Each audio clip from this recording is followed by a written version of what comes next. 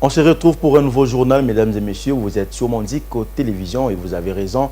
Bienvenue dans ce journal de la mi-journée. À la une de l'actualité, le ministre national de la Défense, des Mobilisations et des anciens combattants a visité le lundi 21 octobre 2024 les installations de l'africaine d'explosifs Afridex à Likasi dans la province du Haut-Katanga au sud de la RDC. Objectif, s'imprégner du fonctionnement de ces services publics chargés de fabrication des engins explosifs à usage militaire et civil rattachés à son ministère. Le patron de la Défense n'y est pas allé seul, il était accompagné d'une forte délégation. Regardez.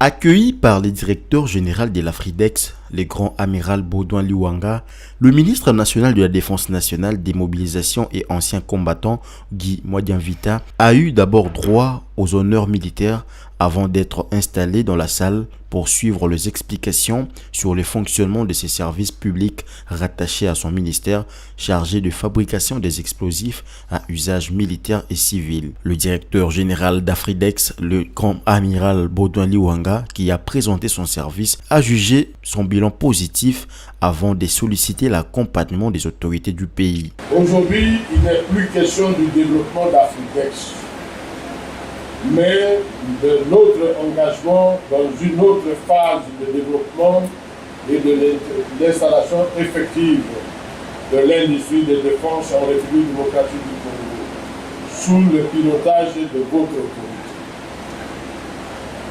Les jalons de base sont déjà posés. Il ne reste que l'accompagnement sans faille de votre autorité pour le porter au devant du monde entier qui nous suit. Certes, le processus est long, mais les premiers pas ont déjà été franchis avec succès. Les ambitions ne manquent pour Afridex. Pour renforcer sa capacité de production, elle ambitionne d'être un grand producteur national d'explosifs à l'instar d'autres services de pays africains. Et nous nous engageons à offrir à la nation une grande industrie de défense, à l'instar d'autres pays africains moins nantis qui ont pris de l'avance.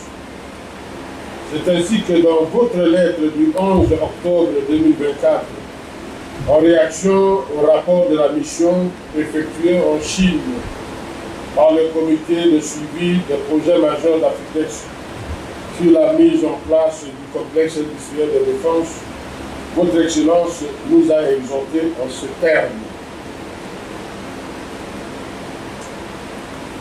Je félicite les missionnaires pour le travail réalisé et vous demande de capitaliser ces différents contacts pour l'émergence d'une industrie de défense en République démocratique du Congo et de liberté et d'autonomie stratégique d'un État. Aussi, deux nouvelles usines de fabrication d'explosifs sont actuellement en construction et sont sur le point de compléter l'arsenal industriel de l'Afridex. Elles produiront différents types d'armements, petits et grands calibres, dont l'inauguration est prévue pour la fin du premier trimestre de l'année prochaine par le chef de l'État Félix Tshisekedi. Toujours dans le cadre de son séjour à Likasi, le ministre Kabombo Mwadianvita a visité le mardi l'école militaire de Boulou, l'école du génie militaire et les centres d'instruction de Moura. Ces visites a pour objectif d'identifier les opportunités d'amélioration et d'expansion de ces infrastructures en phase avec les ambitions de modernisation de l'armée congolaise. Africaine d'explosifs Afridex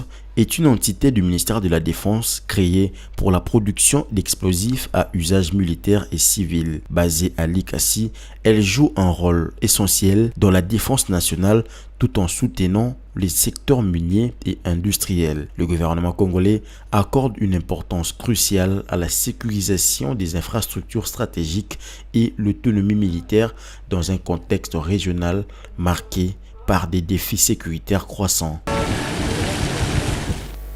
On va prendre une brève dans ce journal. Une équipe de la commission électorale nationale indépendante CENI séjourne à Massi-Manimba depuis le dimanche 20 octobre dans le cadre de préparatifs des élections directes prévues le 15 décembre prochain. Conduite par Didi Manara, deuxième vice-président de la CENI, la délégation est composée des membres de l'Assemblée plénière, de cadres et experts de la CENI ainsi que les agents temporaires en remplacement de l'équipe sortante de l'antenne de Massimandimba sanctionnée pour fraude. Les premiers échanges avec les autorités et services de sécurité ont permis d'évaluer les points forts ou faibles constatés lors des élections du 20 décembre 2023. Didi Manara a annoncé la présence des experts cartographes dans tous les villages pour la mise en place de la cartographie et redéfinir les sites des votes. Vous suivrez les amples détails dans nos prochaines éditions.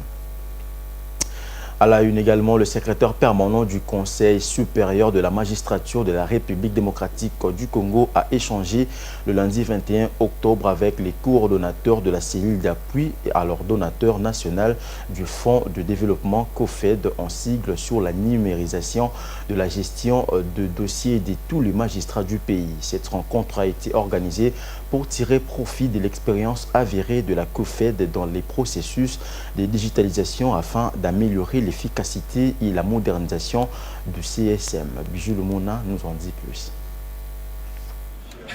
C'était un échange fructueux d'expériences entre Télésphore Douba Kilima, secrétaire permanent et porte-parole du Conseil supérieur de la magistrature, et le coordonnateur de la cellule d'appui à l'ordonnateur national du Fonds européen de développement COFED. Il a été question d'explorer les possibilités de digitalisation et de numérisation des services afin de passer d'un système encore mécanique à une gestion électronique des dossiers des magistrats de la RDC. Avec plus de 5500 magistrats civils et militaires répartis à travers le pays, la transition numérique du CSM est un défi majeur. Accompagné par le chargé de la logistique, le colonel Lingwema et d'autres techniciens de son service, Douba Kilima est venu s'inspirer de l'expérience des autres pour concrétiser le projet de moderniser l'appareil judiciaire en RDC. Les discussions avec la COFED ont porté sur l'amélioration du système d'archivage, la gestion électronique et physique des courriers ainsi que l'optimisation des ressources humaines.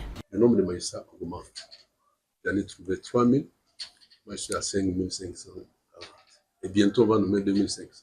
On va atteindre à peu près le chiffre de 8000. Va-t-on continuer à gérer tel que nous le faisons? Non, il faut qu'on change les choses. C'est ainsi que dans tous mes rêves, j'ai toujours pensé qu'il faut numériser les choses, qu'il faut avoir un archivage électronique et en papier. Que faire? Comment le faire? Deuxième chose, comment réussir à multiples courriers que je reçois. D'abord des magistrats eux-mêmes, parce que ça c'est leur maison. Ils sont gérés là-bas. Quand ils écrivent, il faut qu'on les réponde. Attends. Il ne faut pas que le système de courrier arrive, il n'y a pas de suite, même pas accusé de réception, c'est un problème. Très réceptif à l'initiative du secrétaire permanent du CSM, Alexis Tamboué-Mwamba, coordonnateur de la COFED, a salué ces démarches ambitieuses et a promis le soutien et l'accompagnement de sa structure. Cette collaboration marque une étape importante dans le processus de modernisation du système judiciaire. On a mis en place plusieurs programmes d'appui à la réforme de la justice dont le CSM a été bénéficiaire.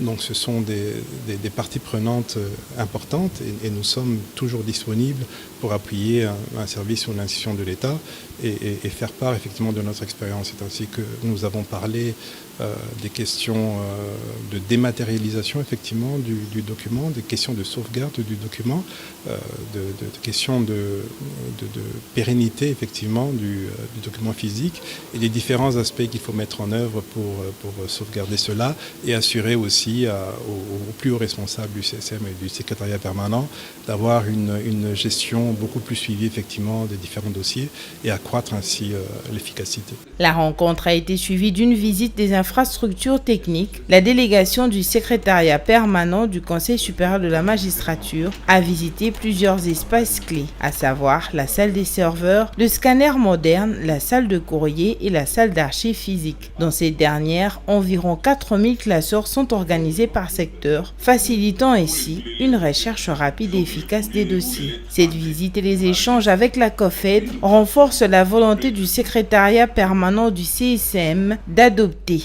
les meilleures pratiques alliant gestion physique et numérique. Avec cette approche, le secrétariat permanent vise une transition rapide vers un système hybride garantissant à la fois la traçabilité des dossiers et l'optimisation des processus administratifs. Dans le reste de l'actualité, la Société nationale d'électricité, SNEL, est déterminée à réhabiliter son réseau électrique à Kinshasa, à l'ouest de la RDC, pour évaluer le progrès accompli dans la réhabilitation de ces réseaux et promouvoir l'usage des compteurs prépayés. Une délégation de la Société nationale d'électricité, conduite par son directeur général, a effectué une visite de terrain au quartier populaire de Kanluka, dans la commune de Ngaliema. Un jour après Kanluka, le directeur général de la SNEL est allé visiter les nouvelles infrastructures construites au centre hospitalier universitaire Renaissance, où il s'est entretenu avec le DG de cet hôpital. Les détails dans cet élément. La visite au Kanluka a permis aux autorités de la SNEL de se rendre compte par eux-mêmes des effets positifs de l'introduction des compteurs prépayés. Le quartier, autrefois confronté à des interruptions fréquentes et à une gestion opaque des abonnements, bénéficie désormais d'un accès continu à l'électricité. Le directeur de la coordination du projet des installations des compteurs prépayés se félicite des avancées notables dans la réhabilitation du réseau électrique. L'évolution elle est très bonne. Les statistiques qu'on a même reçues de nos collègues qui sont aussi au niveau des points de perception ici, c'est très encourageant. En termes de taux de charge, d'abord de la cabine ici, qui était à 94%, avec les compteurs à prépaiement qu'on a placés au niveau de la cabine Saint-Philippe, on a des taux de charge en dessous de 50%, c'est déjà une très très bonne chose.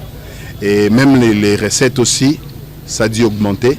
Le directeur général de la SNEL, quant à lui, s'est dit satisfait que son entreprise améliore les recettes, le service et son image globale. Moi, je ne peux que me réjouir que nous ayons trouvé, avec les équipes SNEL qui travaillent d'arrache-pied, la bonne formule, avec l'entreprise qui ne nous a pas abandonnés, parce que ce n'est pas toujours évident. Au début, on avait des soucis quand même pour faire les paiements à temps et tout ça. Il faut le dire, ce sont des choses, des réalités de la gestion de SNEL. Aujourd'hui, ça va mieux, mais ça va mieux parce que on améliore les recettes, on améliore le service et c'est l'image globale qui s'améliore, mais c'est surtout la matérialisation des promesses du chef de l'État par rapport à des populations qui avaient demandé expressément la question de l'électricité.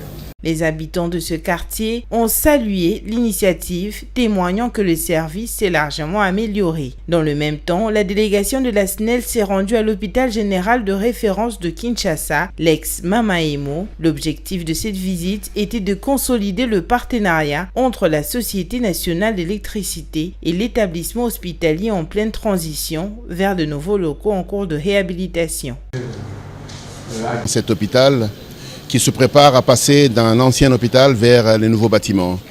Mais entre-temps, nous avons des défis majeurs et j'ai tenu à sensibiliser la SNEL sur le fait de la disponibilité de l'électricité pour nous permettre de pouvoir donner des soins de qualité de manière permanente. Et donc la réunion d'aujourd'hui a été une réunion d'échange pour que nous soyons en mesure de présenter nos problèmes et l'écoute a été au rendez-vous et nous avons commencé un processus de partenariat qui nous permettra de pouvoir servir cet hôpital de manière correcte. La SNEL s'est engagée à assurer une fourniture électrique stable et adaptée aux besoins critiques de l'hôpital. En parallèle de ces actions sur le terrain, la SNEL a également initié une formation de mise à niveau destinée à certains de ses agents. Cette formation vise à améliorer la capacité des équipes techniques pour mieux répondre aux défis liés à la fourniture d'électricité dans la capitale. La tournée menée par la direction générale de la SNEL reflète un engagement fort pour relever les défis liés à la gestion de l'énergie et améliorer durablement le quotidien des Kinois. La collaboration avec des institutions majeures comme l'hôpital général et le renforcement des compétences internes marquent des étapes importantes vers un réseau électrique plus fiable. On va prendre à présent l'actualité en dehors de nos frontières. Le Gabon est sur le point de se doter d'une nouvelle constitution. La version définitive du nouveau projet a été rendue publique cette semaine. Les 173 articles proposent un régime présidentiel où la limite de mandat est renforcée et les conditions d'éligibilité sont légèrement assouplies. Commentaire de Merveille Loyer.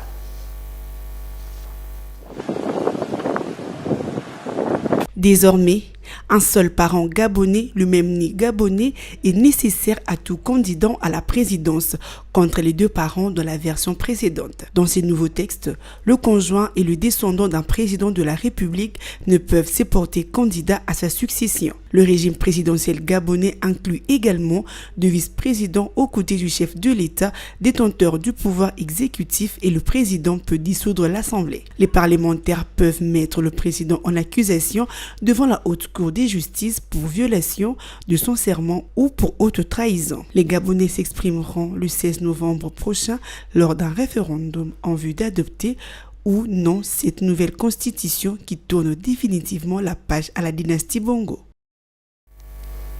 C'est la fin de ce journal de la mi-journée, mesdames et messieurs. Merci de l'avoir suivi. Bonne suite des programmes sur Mandico Télévision. Dans l'entretemps, l'actualité reste en continu sur votre chaîne des préférences. Au revoir.